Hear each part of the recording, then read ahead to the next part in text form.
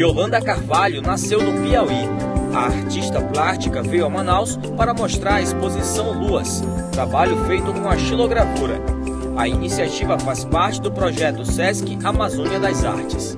Esse projeto é um projeto que tem um ano, ou seja, ano passado nós começamos o projeto através de uma curadoria, onde 10 estados da Amazônia Legal são selecionados 10 projetos representando cada um estado. É um trabalho que vem sendo aprimorado e a cada ano que passa o Sesc evolui mais e justamente justificando a fomentação da cultura no nosso estado. O trabalho tem 9 obras. A autora usou cores opostas e complementares, como o vermelho, preto e o branco do papel. Ela tem uma proposta também de metáforas. Na verdade, você vai olhar para as luas, mas eu pergunto, seriam realmente luas? A proposta é questionadora.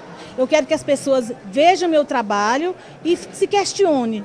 Se questionem o que seria isso, o que essa artista quis passar.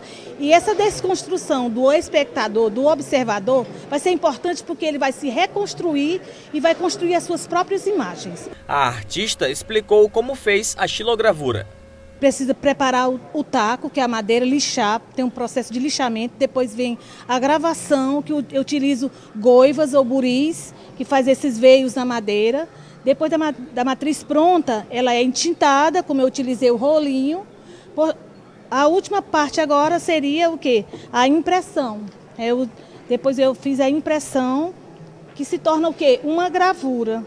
Aqui a matriz mãe, geradora de uma imagem ou de várias imagens. E é preciso pressionar o papel para poder sair esse desenho? É preciso ter uma pressão bem forte para que a tinta que está depositada sobre a madeira saia da madeira e permeie todo o papel. A exposição segue até o dia 30 de agosto deste ano, no Sesc Centro de Manaus, das 8 às 11 da manhã e agendamentos das 1 às 5h30 da tarde. A entrada é gratuita.